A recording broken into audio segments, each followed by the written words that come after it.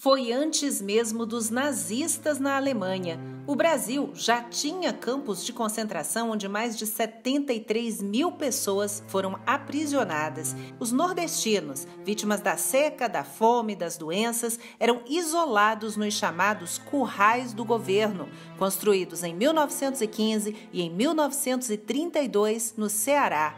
Nos anos 30, a capital, Fortaleza, passava por um grande processo de urbanização, que era a tendência no mundo naquela época, com belas praças, iluminação pública, ruas largas, avenidas limpas.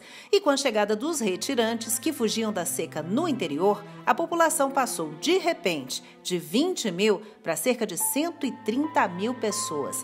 Aí, os moradores mais ricos reclamaram que aquela gente faminta, suja, maltrapilha, estava enfeiando a cidade. E eles tinham medo também de invasões e de saques, como os que já tinham ocorrido no passado. Então, era preciso mandar logo aqueles mendigos para bem longe. Em 1915, por exemplo, uma primeira experiência para isolar essas famílias de sertanejos numa área chamada Alagadiço, em Fortaleza, foi mencionada no livro O 15, da escritora cearense Raquel de Queiroz.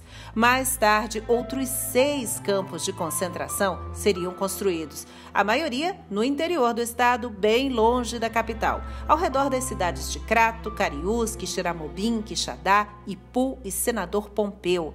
Algumas ruínas desses alojamentos ainda podem ser vistas.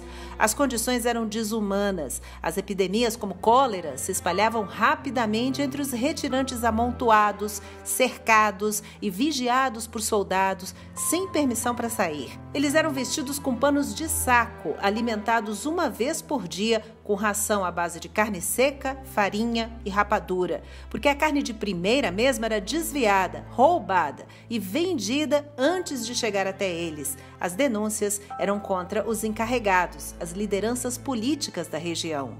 E muita gente acabou morrendo de fome, de doença, de fraqueza mesmo. Os cadáveres eram jogados em valas abertas, valas comuns, porque não dava tempo nem de cavar uma sepultura decente para cada um. E a estimativa é de que só em Senador Pompeu, no campo de concentração do Patu, mais de 2.000 pessoas morreram. Até hoje, uma caminhada dos moradores do município homenageia essas vítimas do flagelo uma vez por ano. A estiagem no Nordeste é periódica, ela sempre volta para assustar o povo. No Ceará, é especialmente cruel. Em 1877, ou seja, no fim do século XIX, na chamada Grande Seca, 1/3 da população do estado foi dizimada. Essas imagens aí de crianças famintas e esqueléticas foram exibidas no Brasil e no mundo na época e causaram escândalo.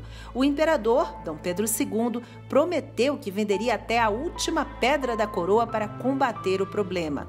E começou aí a construção dos açudes e a migração dos nordestinos.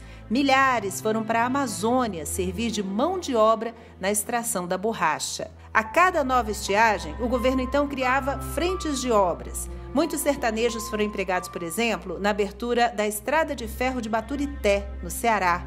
E alguns flagelados da seca foram enviados até para lutar na Revolução de 1932 em São Paulo. Os campos de concentração agora já fazem parte do passado. Um passado sombrio do Brasil, mas a promessa de políticas públicas, de trabalho e de assistência ainda está longe de resolver o problema. E é isso. Até a próxima com mais uma história.